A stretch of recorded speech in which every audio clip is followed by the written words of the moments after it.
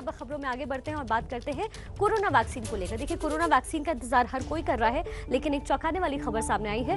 देसी वैक्सीन के तीसरे फेज के ट्रायल में एक व्यक्ति की मौत से भारत बायोटेक एक बार फिर विवादों में आ गई है। मौत के बाद भारत बायोटेक ने सफाई दी है और कहा कि ट्रायल के सभी मानकों को पूरा किया गया था। 7 दिन की मॉनिटरिंग में कोई भी साइड इफेक्ट की बात नहीं दिखी। अभी ये नहीं कहा जा सकता जिसकी मौत हुई उसे वैक्सीन दी गई थी या प्लेसिबो दी गई थी। तो अब जो है भारत बायोटेक का बड़ा बयान सामने आया है, क्योंकि वहां एक डोज मिलने के बाद एक शख्स की मौत हुई है, जिसके बाद भारत बायोटेक पर के वैक्सीन पर कई सवाल खड़े हो गए, लेकिन भारत बायोटेक ने अब सफाई दी है। फिर विवादों में भारत बायोटेक की वैक्सीन, देश की देसी वैक्सीन पर फिर उठे सवाल। वॉलंटियर की मौत से मचा हड़कंप। देश को सस्ती और सस्ती वैक्सीन की सौगात देने वाली भारत बायोटेक की वैक्सीन एक बार फिर विवादों में घिर गई है। वजह है वैक्सीन के ट्रायल में शामिल भोपाल के एक वॉलंटियर दीपक मरावी की मौत हो गई। दीपक मरावी भोपाल गैस पीड़ितों की बस्ती में रहता था।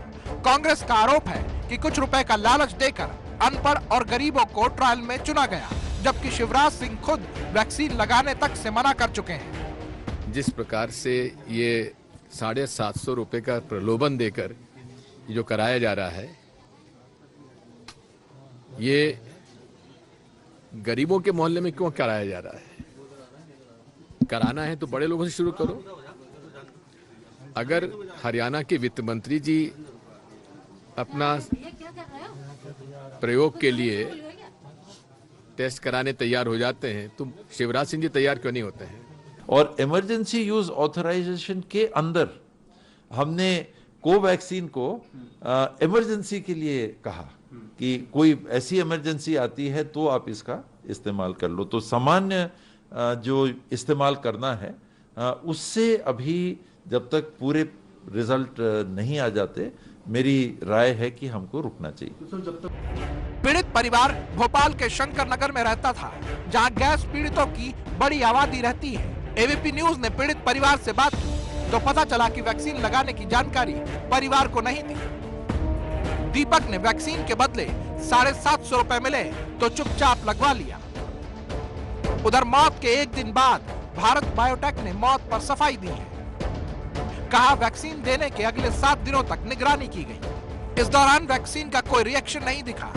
पंजीकरण के दौरान वॉलंटियर ने फेज 3 ट्रायल के सभी मानकों को पूरा किया था।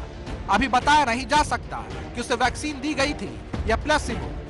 तीसरे चरण के ट्रायल की रिपोर्ट में इस बात का पता चल सकेगा। उधर दीपक मरावी की मौत के बाद उसका पोस्टमार्टम भी करवाया गया। रिपोर्ट में कार्डियो रेस्पिरेटरी फेलियर की बात सामने आई है। संभावना जताई जा रही है कि मौत जहर की वजह से हुई है। फिलहाल विसरा रिपोर्ट का इंतजार है, लेकिन भोपाल सरकार दावा कर रही है कि दीपक मरावी की मौत और वैक्सीन के बीच कोई रिश्ता नहीं है। मंत्री के अलावा डॉक्टर भी 15 से 30 मिनट में जिसको टीकाकरण किया है उसमें एक इफेक्ट आता है। उसके बाद 24 घंटे से 48 घंटे के अंदर प्रतिकूल प्रभाव दिखता है। 24 घंटे से 48 घंटे के अंदर दिखाई देता है। ऐसी कोई बात सामने नहीं आई। सरकार और कंपनी का दावा भले जो हो, लेकिन ये दूसरी बार है जब कोवैक्सीन को लेकर सवाल उठे हैं। हालांकि आपको ये भी जानना चाहिए कि हैदराबाद स्थित भारत बायोटेक के दुनिया भर में 160 पेटेंट है। 120 देशों को वैक्सीन का निर्यात करती है। 65 देश कंपनी के टीके पर पूरी तरह से निर्भर है। देखिए, कोरोना वैक्सीन का इंतजार आप लंबे वक्त से कर रहे थे, लेकिन 16 जनवरी वो दिन है जब आपके पास कोरोना वैक्सीन आने की प्रक्रिया जो है वो शुरू हो जाएगी। लेकिन कैसे लगेगी, किसको लगेगी, पूरी प्रक्रिया क्या होगी, ये हम आपको ग्राफिक्स के माध्यम से समझाते हैं। 16 जनवरी का प्लान ये है कि वैक्सीन को 2 से 8 डिग्री सेल्सियस तापमान में रखना होगा। इसके बाद जो दूसरी अहम चीज है वो फैक्ट्री से निकलते ही विशेष विमानों से राज्यों में पहुंचेगी ये वैक्सीन। स्टोर से हेल्थ सेंटर तक रेफ्रिजरेटर वैन का इस्तेमाल किया जाएगा। उस वैन में यानी रेफ्रिजरेटेड वैन में वैक्सीन रखी जाएगी ताकि एक तय डिग्री उसको मिल सके। हेल्थ सेंटर से सब सेंटर तक इसके बाद इसको लेकर जाया जाएगा। वैक्सीन के लिए रजिस्ट्रेशन कब लगेगी ये अभी तय होना है और वैक्सीन इसके बाद लगाने की प्रक्रिया शुरू हो जाएगी। तो ये वैक्सीनेशन के बाद किस तरीके से 16 जनवरी का क्या प्लान है। वैक्सीन लगाने के बाद सॉफ्टवेयर में एंट्री आपकी करवाई जाएगी, जिसकी वैक्सीन हो जाएगी उस प्रक्रिया के बाद एंट्री होगी। Unique health ID QR code वाला सर्टिफिकेट फिर आपको मिलेगा, क्योंकि आपको वैक्सीन लग चुकी है तो सर्टिफाइड होगा और गंभीर साइड इफेक्ट होने पर उसकी रिपोर्टिंग होगी। तो ये प्रक्रिया होगी पूरी वैक्सीनेशन की। साथ ही हेल्थ केयर वर्कर्स जो हैं उनको लगने वाली है वैक्सीन। सबसे पहले फ्रंटलाइन वर्कर्स को सबसे पहले वैक्सीन लगेगी और 50+ यानी जो बुजुर्गों की कैटेगरी में आते हैं, वरिष्ठ लोगों की कैटेगरी में, उनको सबसे पहले वैक्सीन मिलेगी। पहले चरण में किसको लगने वाली है वैक्सीन वो आप समझिए, हेल्थ केयर वर्कर्स को, फ्रंटलाइन वर्कर्स को जो इतने समय से कोरोना के खिलाफ काम कर रहे हैं, और 50 साल से ऊपर के बीमार लोगों को वैक्सीन लगने वाली है। आपको बता दें कि 5 करोड़ वैक्सीन इस वक्त सीरम इंस्टीट्यूट तैयार करके बैठा है। 5 करोड़ वैक्सीन अब तक तैयार है सीरम इंस्टीट्यूट की तरफ से, ये कहा गया है। और साथ ही वैक्सीन को लेकर के कैसी तैयारी है वो भी आप समझिए।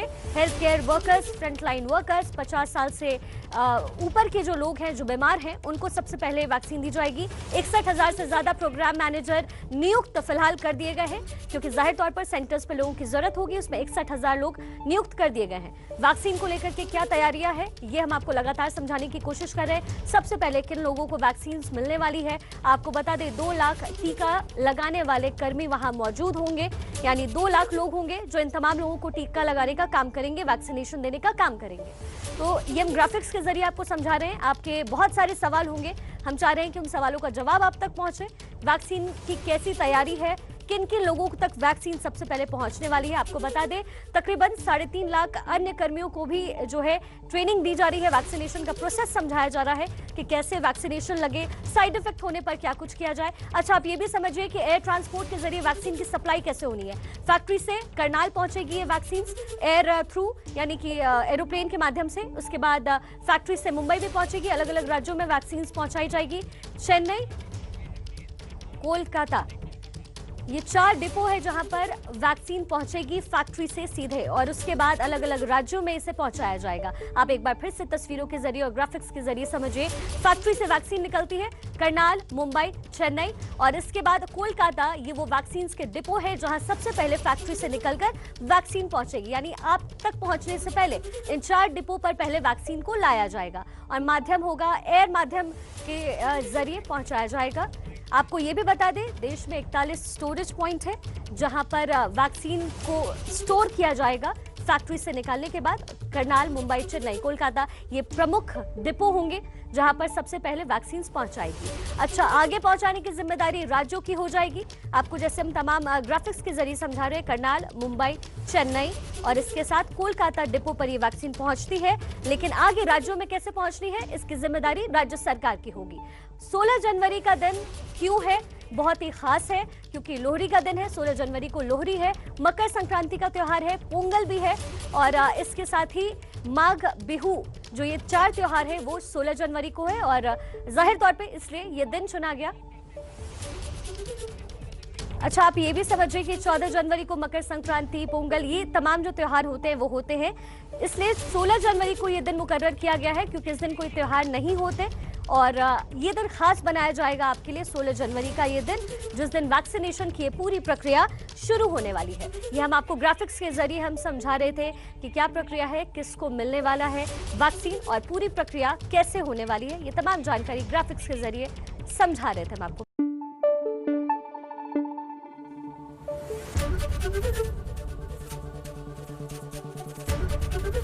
एबीपी न्यूज आपको रखे आगे।